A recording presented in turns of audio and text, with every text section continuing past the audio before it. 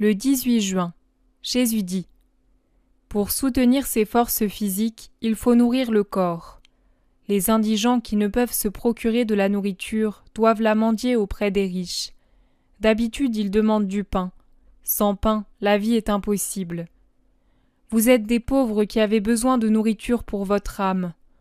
À votre pauvreté, j'ai donné le pain eucharistique.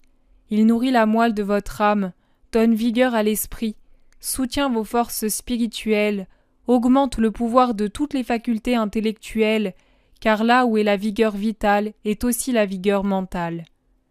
Une nourriture saine infuse la santé. Une nourriture vraie infuse la vraie vie. Une nourriture sainte suscite la sainteté. Une nourriture divine donne Dieu. Mais en plus d'être pauvre, vous êtes malade, faible, non seulement de cette faiblesse que cause le manque de nourriture et qui cesse quand on se nourrit, mais faible à cause des maladies qui vous épuisent. Que de maladies à votre âme, que de microbes vous inocule le malin pour provoquer ces maladies en vous. Celui qui est faible et malade a besoin non seulement de pain, mais aussi de vin.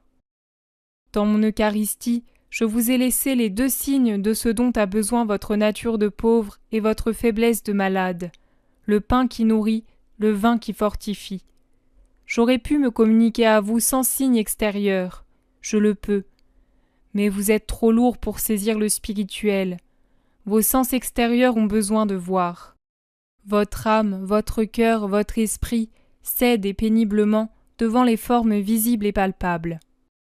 C'est tellement vrai que si vous arrivez à croire que je suis dans l'Eucharistie et que vous me recevez dans l'hostie, vous n'admettez pas, la grande majorité d'entre vous, l'infusion en vous de l'esprit dont vous viennent élan, lumière, impulsion aux bonnes œuvres.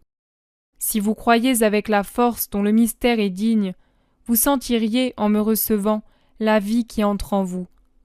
Lorsque je m'approche de vous, vous devriez vous sentir brûler comme près d'une fournaise ardente. Ma présence en vous devrait vous plonger dans une extase qui emporterait le profond de votre esprit dans un ravissement de paradis. La fusion de votre humanité pervertie avec mon humanité parfaite vous donnerait la santé même physique. Ainsi, vous résisteriez aux maladies de votre corps jusqu'au jour où je dirai « assez » pour vous ouvrir le ciel. Elle vous apporterait l'intelligence pour comprendre rapidement et avec justesse. Elle vous rendrait impénétrable aux assauts déchaînés ou aux pièges subtils de la bête. Au lieu de cela, je peux faire bien peu parce que j'entre là où la foi est languissante, où la charité est superficielle, où la volonté est à l'état d'ébauche, où l'humain est plus fort que l'esprit, où, par-dessus tout, vous ne faites pas d'efforts pour réprimer la chair afin que l'esprit surgisse. Vous ne vous efforcez pas du tout. Vous attendez le miracle de moi. Rien ne m'empêche de l'accomplir, mais je veux de votre part au moins le désir de le mériter. À celui qui se tourne vers moi en criant de l'aider et en imitant la foi des foules de Galilée, je me communiquerai non seulement avec mon corps et mon sang, mais avec ma charité, mon intellect, ma force, ma volonté, ma perfection, mon essence. Dans l'âme qui sait venir à moi, je serai présent comme je le suis au ciel, dans le sein du Père dont je procède, engendrant l'Esprit qui est charité et sommet de perfection.